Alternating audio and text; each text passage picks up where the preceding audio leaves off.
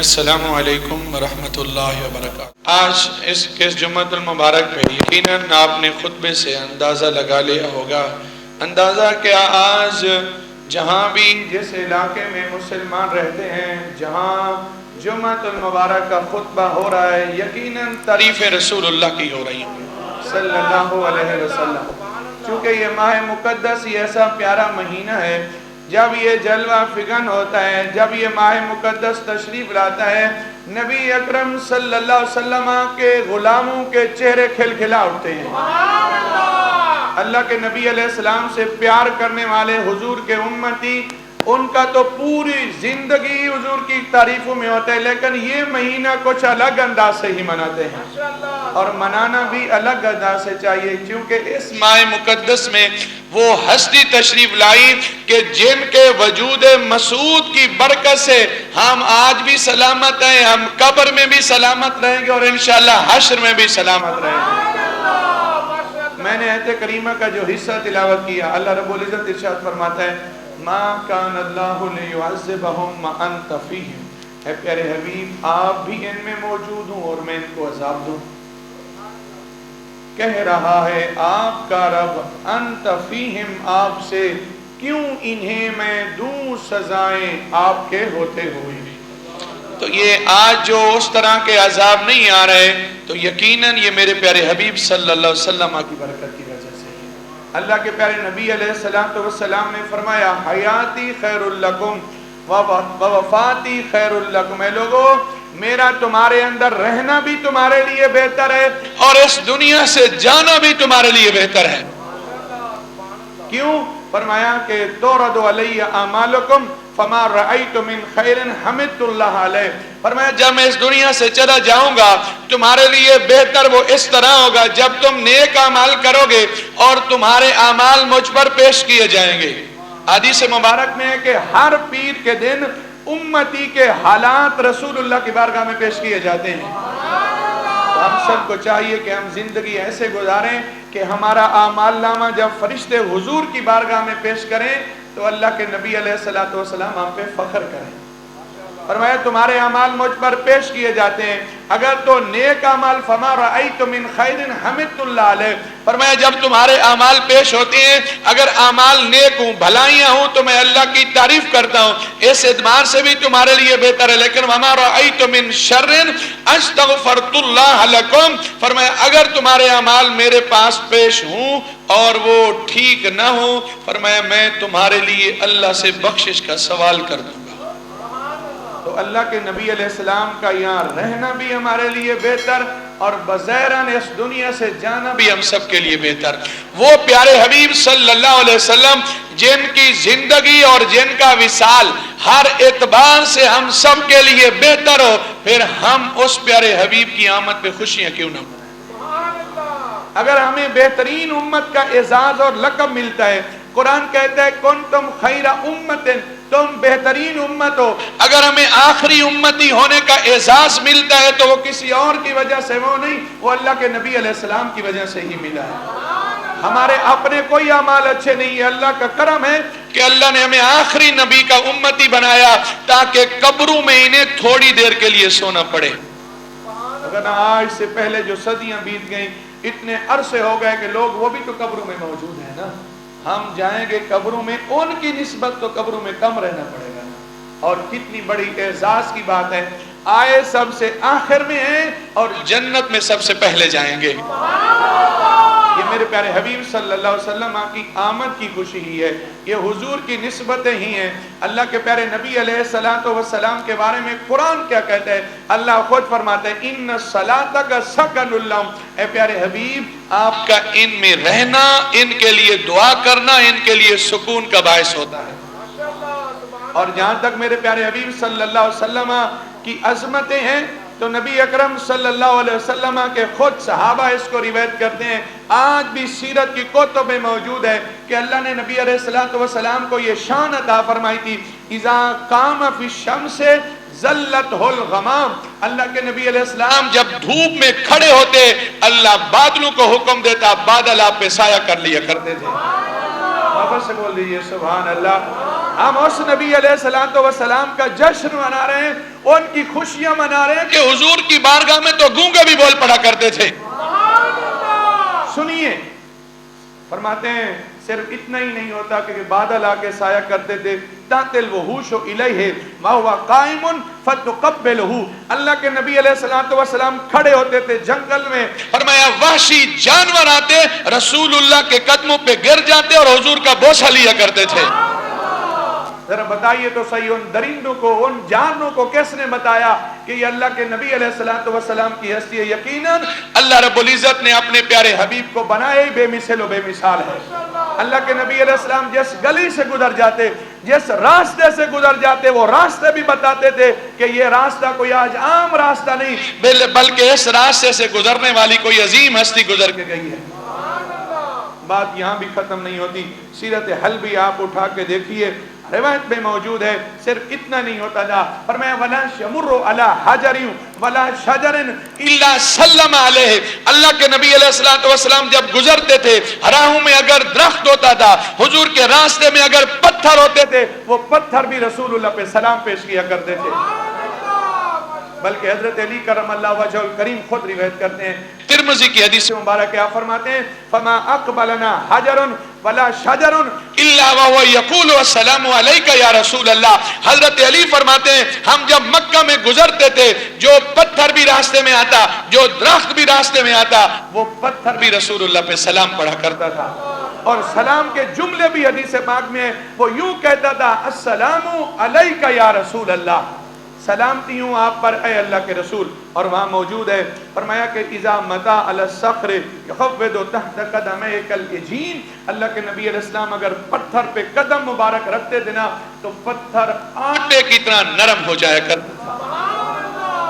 اور پھر موجود ہے وَإِذَا جَاءَ إِلَى الْبِئْرِ وَنَحْنُ نَسْقِي الْأَغْنَامَ تَعْلُو الْمَاءُ إِلَى فَمِ الْبِئْرِ، فرمایا جب اللہ کے نبی علیہ السلام بکریاں لے کے کنویں کے پاس آتے تھے، فرمایا فَنَسْقِي الْأَغْنَامَ، ہم بھی بکریوں کو پانی پلاتے، ہمیں ڈول کی ضرورت ہوتی، رسی کی ضرورت ہوتی، کھینچنے کے لیے طاقت کی ضرورت ہوتی، جب اللہ کے نبی علیہ السلام کنویں کی منڈیر پہ تشریف لاتے، فرمایا حضور کو جھکنے کی ضرورت نہیں پڑتی تھی، فرمایا حضور کو ڈول پکڑنے کی ضرورت نہیں ہوتی تھی، رسی کا سہارا لینے کی ضرورت نہیں ہوتی تھی، بس اللہ کے نبی علیہ السلام کے قدم مبارک لگنے کی دیر ہوتی تھی، پانی خود کنویں کی منڈیر پہ آ جایا کرتا تھا۔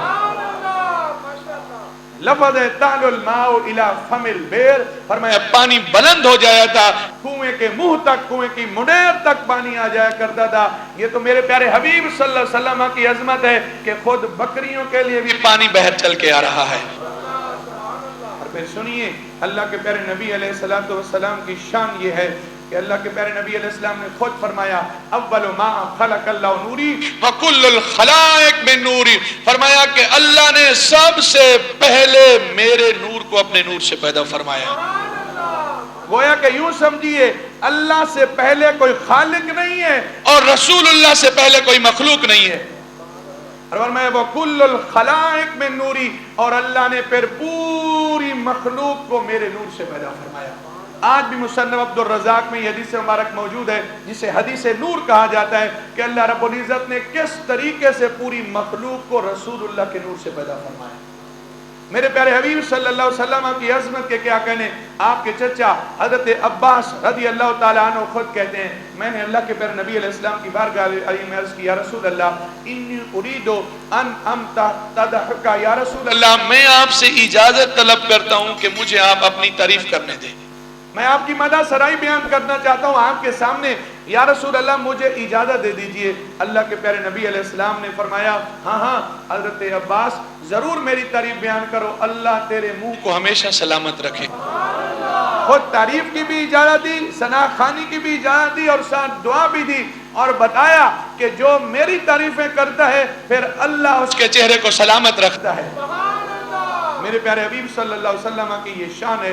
حضرت عباس رضی اللہ تعالیٰ نے پھر وہ جملے کہے، عرض کی وَأَنْتَ مِمَّا وَلَدَّ، یا رسول اللہ جب آپ پیدا ہوئے ہونا، وَأَشْرَقَتِ الْأَرْضُ، یا رسول اللہ صلی اللہ علیہ وسلم آپ کی آمد کی دیر تھی کہ اللہ نے آپ کی ولادت کی خوشی میں پوری زمین کو روشن کر دیا ہے۔ یار میرے پیارے حبیب صلی اللہ علیہ وسلم کی یہ برکتیں ہی ہیں کہ جو علت لے اللہ تو مسجد و طہورا، حضور خود فرماتے ہیں، فرمایا میرے قدم مبارک زمین پہ لگے اللہ نے پوری زمین کو پاکیزہ بنا دیا ہے۔ حضرت عباس خود رسول اللہ کے سامنے یہ جملے بول رہے ہیں کہ یا رسول اللہ مما ولدتا، آپ پیدا ہوئے ہو، اشرقت الارض، زمین روشن ہو گئی، ودات بنورک الافق، یا رسول اللہ آپ کے نور سے پوری دنیا کیا زمین کیا ساری جہتیں بھی روشن ہو۔ کہتے ہیں فنانو فی ذالک الضیاء وفی النور وسبل الارشاد تخترق، یا رسول اللہ صلی اللہ علیہ وسلم ہم تو آپ کی اس روشنی میں جی رہے ہیں، آپ کے اس نور کے اندر ہم ہدایت کے راستے پہ چل رہے ہیں۔ یہ خود کہنے والے حضرت عباس رضی اللہ تعالیٰ عنہ، حضرت عباس رضی اللہ تعالیٰ عنہ یہ کوئی عام صحابی نہیں، حضور کے چچا ہیں، خود اللہ کے نبی علیہ السلام نے انہیں دعا دی، اللہم علمہ الکتابہ، اے اللہ میرے اس چچا کو حضرت عبداللہ ابن عباس ان کے بیٹے کو دعا دی، اے اللہ انہیں کتاب کو علم عطا فرمانا۔ پھر اللہ نے انہیں رئیس المفسرین بنایا۔ اور خود اللہ کے نبی علیہ السلام جب کسی بات پہ خاموش ہو جائیں، حضور کے سامنے کسی چیز کا تذکرہ ہو اور حضور اس کو سن کر کوئی جواب نہ دے، اسے حدیث تقریری کہا جاتا ہے۔ گویا کہ اللہ کے نبی علیہ السلام نے مہر لگا دی کہ یہ زمین چمکی ہے تو میری وجہ سے، یہ آسمان روشن ہوا ہے تو میرے نور کی وجہ سے ہوا ہے۔ اعلیٰ حضرت عظیم المرتبہ ایسے نہیں کہتے خلق سے اولیاء، اولیاء سے رسول اور رسولوں سے اعلیٰ ہمارا نبی۔ یار اس نبی علیہ السلام کی ہم تعریفیں کیوں نہ کریں کہ جس کو دنیا میں بھی ہماری فکر ہے اور آخرت میں بھی ہماری فکر ہے۔ اگر غاروں میں گئے ہیں تو امت کو یاد رکھا ہے، اگر آپ عرش پہ گئے ہیں تب بھی امت کو یاد رکھا ہے۔ وہ حدیث پاک اب سب کو آتی ہے، میں جذبے کے لیے سے عرض کرنا چاہتا ہوں تاکہ ہمیں اس مہینے میں کنجوسی کا مظاہرہ نہیں کرنا کہ ہم یہ نہیں کر سکتے، ہم وہ نہیں کر سکتے، نانا جس محلے میں ہمارا گھر ہو تو پتہ چلے یہ رسول اللہ کے غلام کا گھر ہے۔ یار بیٹے کی ولادت پہ ہم اتنی خوشیاں مناتے ہیں، کوئی اور فنکشن ہو تو ہم لاکھوں روپے خرچ کرتے ہیں، پھر اللہ کے نبی علیہ السلام کی آمد کا مہینہ آئے اور ہم پیچھے پیچھے رہیں۔ جب بیٹا بھی کام نہیں آئے گا تو رسول اللہ اس وقت کام آئیں گے۔ مشکات میں سے مبارک اللہ کے نبی علیہ السلام نے فرمایا جس کے چھوٹے بچے 3 فوت ہو جائیں، فرمایا وہ اس پہ صبر کرے، کل قیامت کے دن اللہ ان بچوں کو اختیار دے گا، ان کی سفارش کو قبول کرے گا اور والدین کو جنت میں بھیجے گا۔ عرض کی یا رسول اللہ اگر کسی کے 3 نہ ہوں، 2-3 فوت نہ ہوئے، فرمایا جس کے 2 بھی فوت ہو جائے فرمایا اس کو بھی یہ اعزاز ملے گا۔ عرض کی یا رسول اللہ اگر کسی کا 1 فوت ہو گیا ہو، اس نے اس پہ صبر کیا ہو، اللہ کے نبی علیہ السلام نے فرمایا اللہ پھر بھی اس صبر پہ اسے قیامت کے دن بچے کی سفارش کو قبول کر کے والدین کو جنت میں داخل کرے گا۔ عرض کی یا رسول اللہ اگر آپ کا کوئی ایسا امتی ہو جس کا کوئی بچہ بھی بچپن میں فوت نہ ہوا ہو، یقین جانیے دیکھیے یقیناً جب کوئی بچہ فوت ہو جاتا ہے پریشانی ہوتی ہے، لیکن صبر کریں تو انعام بھی اتنا بڑا ملتا ہے۔ اللہ کے نبی علیہ السلام کی بارگاہ میں عرض کی یا رسول اللہ اگر کسی کو اس طرح کا واقعہ میسر نہ آئے کہ اس کا بچہ فوت ہو جائے، اللہ کے نبی علیہ السلام نے فرمایا پھر قیامت کے دن اگر کسی کا کوئی نہیں ہوگا میں تو ہوں گا نا۔ اب سے بول رہی ہے سبحان اللہ۔ ہر نظر کانپ اٹھے گی محشر کے دن، خوف سے ہر کلیجہ دہل جائے گا، اوڑھ کر کالا کمبل وہ آ جائیں گے تو قیامت کا نقشہ بدل جائے گا۔ اللہ کے پیارے نبی علیہ السلام خود فرماتے ہیں جب کل قیامت کا دن ہوگا اللہ جلال میں ہوگا، فرمایا جب میری امت پریشان ہوگی نا میں اللہ کی بارگاہ میں رو پڑوں گا، رونے لگ جاؤں گا۔ اور سنیے لفظ اللہ کے نبی علیہ السلام فرماتے ہیں اسے روؤں گا نہیں بلکہ روؤں گا اور سجدے کی حالت میں گر جاؤں گا اور اپنا امامہ اتار کے اللہ کی شایان شان اس کی بارگاہ میں رکھ دوں گا، اللہ میری امت کی پریشانی کو دور فرما دے گا۔ اللہ اکبر یا رسول اللہ کے نبی علیہ السلام کی ولادت باسعادت پہ خوشیاں منانے کے لیے ہمیں کسی دلیلوں کی ضرورت نہیں، یہی دلیل ہی کافی ہے کہ آج ہمارے چہرے سلامت ہیں، آج ہمارے اوپر طوفان اور پتھروں کی بارش نہیں آ رہی۔ اللہ کے پیارے نبی علیہ السلام تو وگرنہ دلائل کی دنیا میں جاؤ تو حدیثیں بھری پڑی ہیں۔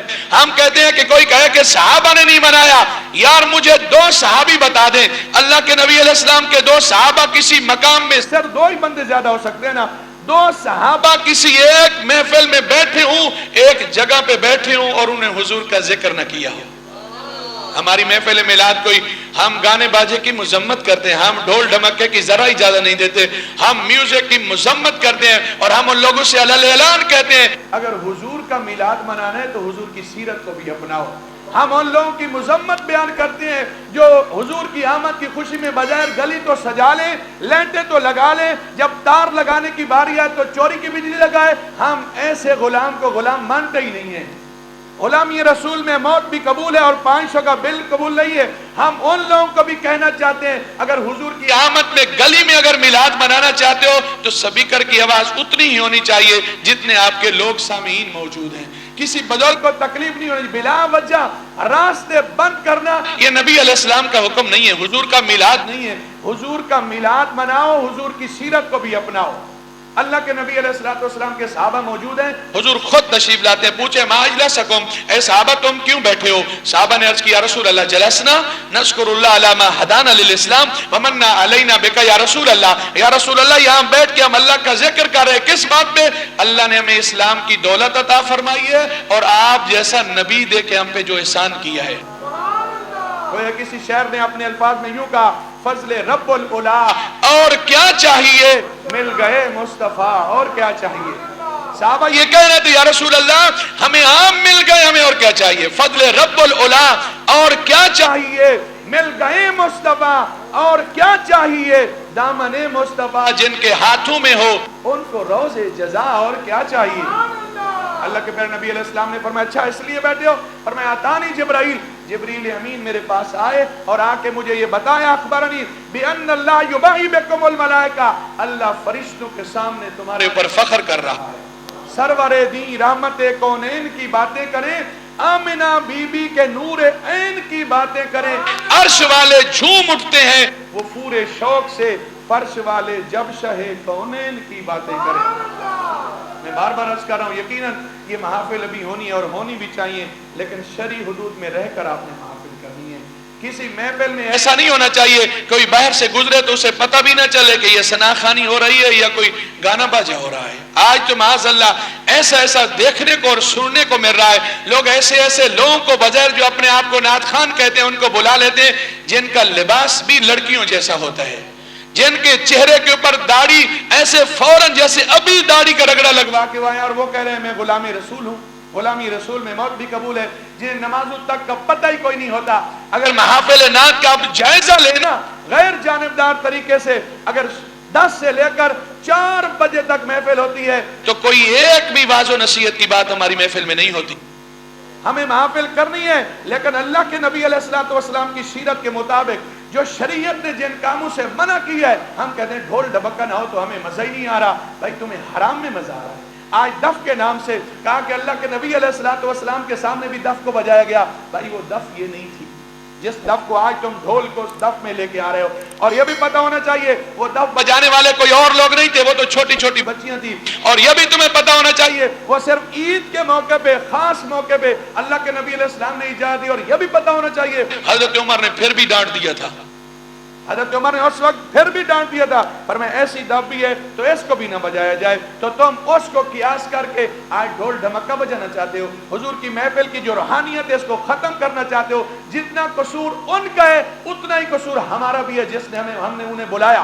لاکھوں روپے ہم خرچ کرتے ہیں اور اتنا ہی قصور ان سامعین کا ہے جو وہاں بیٹھ کے سنتے ہیں اور داد دیتے ہیں. نہ صرف داد دیتے ہیں بلکہ پیسے اوپر سے پھینکتے ہیں. اللہ کے نعمت کی کس طرح ہم تذلیل کر رہے ہیں. اللہ کے نبی علیہ السلام کے صحیح معنوں میں غلام بننا ہے تو پھر ان صحابہ سے جا کے پوچھئے, وہ حضور کی اگر آمد کی خوشی مناتے تھے نا تو پھر وہ نمازیں نہیں چھوڑا کرتے تھے, وہ لوگوں کو تکلیفیں نہیں دیا کرتے تھے, وہ کسی کی زمینوں پہ قبضہ نہیں کیا کرتے تھے, وہ لوگوں کے پیسے ہڑپ کر کے سود کے پیسے حرام کما کے محفل نہیں کرتے تھے. اور اس کے حلال سے اللہ کے نبی علیہ السلام کے صحابی اگر محفل کرائیں رسول اللہ خود اس کے گھر میں جائیں اور اللہ کے نبی علیہ السلام اس سے فرمائے اے لوگو جتنے لوگ بھی میری محفل میں موجود ہو حلت لکم شفاعتی, تمام کے اوپر میری شفاعت لازم ہو گئی ہے. उस प्यारे हबीब सल्लल्लाहु अलैहि वसल्लम की मैं अगर शान पूछनी है तो फिर हजरत जाबिर से जरा पूछिए ना। हजरत जाबिर के वालिद का इंतकाल हो जाता है, ग़ज़वा उहद के मौके के ऊपर शहीद हो जाते हैं, अब उन्होंने कर्ज देना है।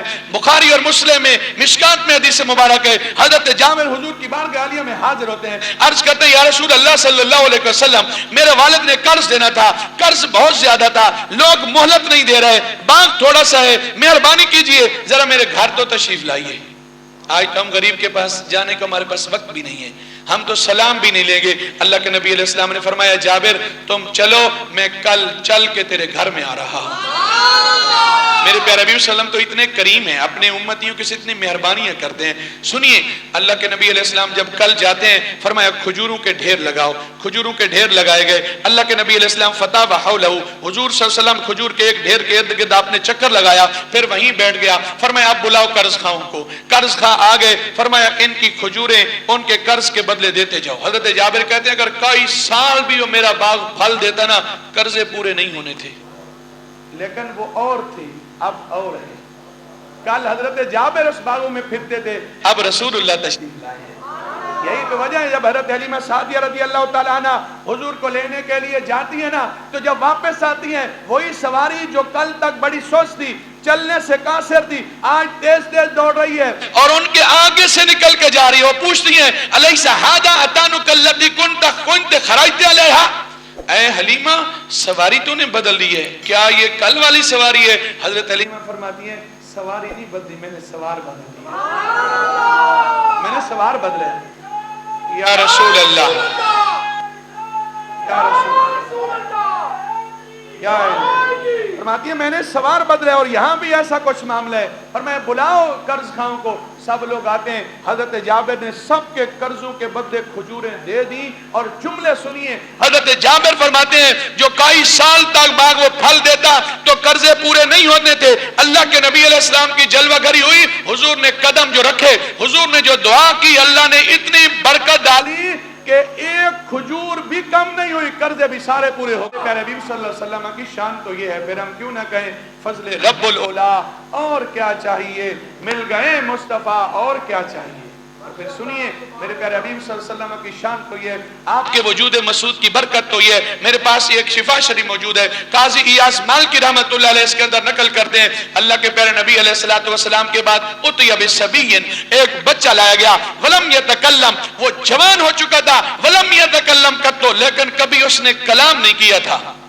जवान हो गया, बचपन से लेकर जवानी तक कभी वो बच्चा बोला नहीं है, लेकिन अल्लाह के प्यारे नबी अलैहिस्सलातु वस्सलाम की बारगाह में जब उस बच्चे को लाया गया, वो जो कल तक नहीं बोलता था ना, आज उसके हालात बदल गए हैं।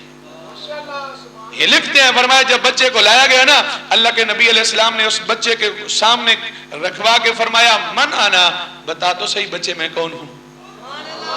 बस इतने जुमले कहने, कोई दवा नहीं, कोई पुड़िया नहीं, कोई इसके अलावा बात नहीं की। फरमाया मन आना, बता तो सही मैं कौन हूं। काजी इयास मालिकी रहमतुल्लाह अलैह फरमाते इतना कहने की देर थी, उस बच्चे ने फौरन जुबान से कहा फकाल रसूलुल्लाह, आप तो अल्लाह के रसूल हैं। और इसी के साथ काजी इयास मालिकी रहमतुल्लाह अलैह नकल करते हैं, फरमाया ये तो इस एक बच्चे का वाक़या है ना। फरमाया यौम वुलिदा, हुजूर की बारगाह में कई कई बच्चे लाए जाते, किस दिन, जिस दिन पैदा होते थे हुजूर की बारगाह में जो आते, हुजूर इशारा फरमाते, वो बच्चे बोलने लग जाया करते थे। और अल्लाह के प्यारे नबी अलैहिस्सलातु वस्सलाम के दुआया जो आपने जिन जिन लोगों को दुआएं दी, जरा सुनिए, आपकी जुबान मुबारक में तासीर देखिए, अल्लाह ने कैसी शान अता फरमाई है। हजरत काजी इयास मालिकी रहमतुल्लाह बकायदा एक बाग बांधा है कि अल्लाह के नबी अलैहिस्सलाम ने जिन जिन लोगों को दुआएं दी ना, फिर उन दुआओं ने असर कितना किया। हजरत उमर को दुआ दी ना, हजरत उमर के लिए दुआ की, अल्लाह उमर के जरिए इस्लाम को ताकत अता फरमा। उमर बाद में पहुंचते हैं, रसूलुल्लाह की दुआ पहले कबूल हो जाती है। हजरत सईदना अबू हुरैरा आए, अर्ज की या रसूल अल्लाह दुआ कीजिए, अल्लाहुम्मा हदी उम्मा बी हरी हुरैरा, अल्लाह हजरत अबू हुरैरा की मां को हिदायत दे दे। रसूलुल्लाह ने अभी दुआ की, अबू हुरैरा बाद में पहुंचते हैं, मां पहले मुसलमान हो जाती है। हजरत अनस को दुआ देते हैं, या अल्लाह हजरत अनस के माल में भी बरकत दे, इसकी उम्र में भी बरकत दे। फिर लिखा हदीस की कुतुब में मौजूद है, हजरत अनस खुद फरमाते हैं, लोगों अल्लाह ने मुझे इतनी उम्र दी और अल्लाह ने मेरी औलाद में इतनी बरकत अता फरमाई, मैंने अपनी आंखों से 100 बच्चे अपनी औलाद में से देखे हैं। اور حضرت انس فرماتے ہیں اللہ نے حضور کی دعا کی برکت سے میرے مال میں ایسی برکت عطا فرمائی، فرمایا جس زمانے میں میں تھا میں اپنے سے زیادہ کسی کو امیر نہیں دیکھتا تھا.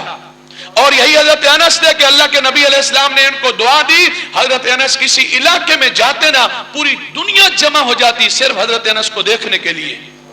اور فرمایا کہ اللہ کے نبی علیہ السلام نے اگر دعا دی ہے حضرت عبد الرحمن بن عوف کو برکت کے لیے. حضرت عبد الرحمن بن عوف کہتے ہیں فلو رفعت حجرا لرجوت ان اصیب تحته ذهبا. فرمایا اللہ کے نبی علیہ السلام نے میرے مال میں برکت کے لیے دعا کی، مجھے یوں لگتا تھا کہ میں اگر اس پتھر کو بھی اٹھاؤں گا نا اس پتھر سے نیچے بھی سونا نکلے گا.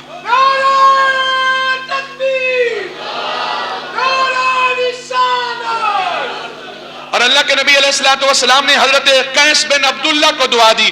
دعا یہ دی کہ لا یفدد اللہ فاکا، اللہ تیرے منہ کو سلامت رکھے، اللہ تیرے منہ کو سلامت رکھے. یہ کہتے ہیں کہ سقطت لہو سن فما سقطت لہو سن. حضور نے جو دعا کی نا کہ اللہ تیرے منہ کو سلامت رکھے، فرمایا میری آخری عمر تک میرا ایک دانت بھی نہیں ٹوٹا ہے. اور عمر کتنی پائی ہے؟ عاشا 20 و 100، 120 سال عمر پائی. حضور کی دعا کا اثر یہ تھا فرمایا ایک دانت بھی نہیں ٹوٹا ہے. اور بعض نے یہ لکھا کہ دانت تو ٹوٹتے تھے لیکن جو ہی دانت ٹوٹتا تھا حضور کی دعا کی برکت سے اس سے بھی زیادہ حسین دانت اور آ جایا کرتا تھا. اور اللہ کے نبی علیہ السلام نے ایک اور صحابی کے لیے دعا دی کہ اللہ اس کے بالوں میں بھی برکت عطا فرما اور اس کے چمڑے میں بھی، جسم میں، جلد میں بھی برکت عطا فرما. فرماتے ہیں جب یہ فوت ہو رہے ہیں 70 سال سے زیادہ عمر ہے لیکن 15 سال کے بچے لگا کرتے تھے. میرے پیارے حبیب صلی اللہ علیہ وسلم کی دعا کا اثر یہ ہے کہ اللہ کے نبی علیہ السلام نے حضرت عروہ کو ان کے مال کے لیے دعا دی. حضرت عروہ کہتے ہیں، بخاری امام بخاری نقل کیا، اگر حضرت عروہ ایک مٹی بھی خریدتے نا اللہ اس مٹی میں بھی نفع عطا فرماتا. حضرت عمر نے اللہ کے نبی علیہ السلام کی بارگاہ میں ایک غزوے میں جا کے عرض کیا یا رسول اللہ دعا کیجئے، قوم کے پاس پانی نہیں ہے. اللہ کے نبی علیہ السلام نے دعا کی، فدعا فجاءت سحابۃ فسقتهم حاجتهم. فرمایا اللہ کے نبی علیہ السلام نے دعا کی، اللہ نے اسی وقت بادل کو بھیجا، بادل نے فوراً بارش برسائی، رسول اللہ کے صحابہ نے پانی کو پیا اس سے. میرے پیارے اللہ کے نبی علیہ السلام نے دعا علی، حضرت علی کے لیے دعا کی، کیا ان یکفل حر والکر، کہ یا اللہ علی کو گرمی بھی نہ لگے علی کو سردی بھی نہ لگے. پھر اللہ نے دعا میں اتنی تاثیر، دعا کو ایسے قبول کیا، حضرت علی گرمیوں میں سردیوں والے کپڑے پہنتے تھے، سردیوں میں گرمیوں والے کپڑے پہنتے تھے. یہاں موجود ہے فکان یلبس فی الشتاء ثیاب الصیف وفی الصیف ثیاب الشتاء.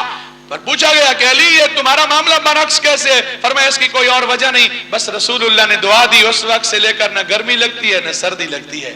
میرے پیارے حبیب صلی اللہ علیہ وسلم کی دعا کا اثر یہ ہے. طفیل بن عمرو حضور کی بارگاہ میں آتے ہیں، جب واپس قوم کی طرف جانے لگتے ہیں عرض کرتے ہیں یا رسول اللہ مجھے کوئی نشانی دے دیجئے، میں قوم کے پاس جاؤں تو انہیں دکھا سکوں کہ میں کسی عام ہستی کے پاس سے ہو کے نہیں آیا، اللہ کے نبی علیہ السلام کے پاس سے ہو کے. سنیے اللہ کے نبی علیہ السلام نے دعا کی، اللہم نور لہو، اے اللہ اس کے اندر نورانیت کو پیدا کر دے. اور یہ لفظ موجود ہے فسطع لہو نور بین عین. آئے لوگ حضور کو نور نہیں مانتے، تو حضور نے دعا کی نا تو موجود ہے کہ ان کی پیشانی کے اوپر سے نور کی لہٹیں نکلتی تھی.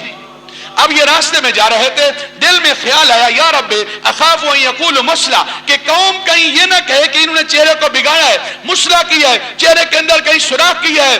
تو پھر ایسا ہوا وہ جو روشنی آپ کے ماتھے کے اوپر نکلتی تھی نا وہاں سے منتقل ہو کے آپ کی چھڑی کے اندر آ گئی. جہاں وہ سوٹی وہ ڈنڈا لے کے جاتے ہیں اس ڈنڈے میں بھی روشنی ہی روشنی ہے. اور پھر سنیے فکان یدیو فی اللیلۃ المسلمہ فسمی ذن نور. فرمایا یہ صحابی جس اندھیری سے اندھیری رات میں بھی جاتا نا وہ جو چھڑی تھی، وہ جو سوٹی تھی، وہ ڈنڈا، وہ عصا اتنا روشن ہوتا کہ پورا راستہ ہی روشن ہو جایا کرتا تھا. حتیٰ کہ صحابہ نے اس کا نام ہی رکھ لیا نور والا. آج تو حضور کو نور نہیں مانتے لیکن حضور جس کی طرف اشارہ کریں اس کے چہرے پہ بھی نور آتا ہے، پھر چہرے سے چھڑی میں بھی نور آ جایا کرتا ہے. تیری نسل پاک میں ہے بچہ بچہ نور کا، تو ہے عین نور تیرا سب گھرانہ نور کا. آخری بات، مزید دلائل انشاءاللہ آئیں گے. اب بھی آپ سے کوئی پوچھے نا کہ آپ حضور کا میلاد کیوں مناتے ہو، محافل کیوں مناتے ہو، یہ جشن کیوں کرتے ہو؟ کہاں لکھا ہے؟ اتنا تو جملہ بول سکتے ہو، یار اللہ نے ہمارے نصیبوں میں لکھا ہے، اللہ نے ہمارے مقدر میں لکھا، اور انشاءاللہ صدائیں درودوں کی آتی رہیں گی، جنہیں سن کے دل شاد ہوتا رہے گا۔ خدا اہل سنت کو آباد رکھے، محمد کا میلاد ہوتا رہے گا۔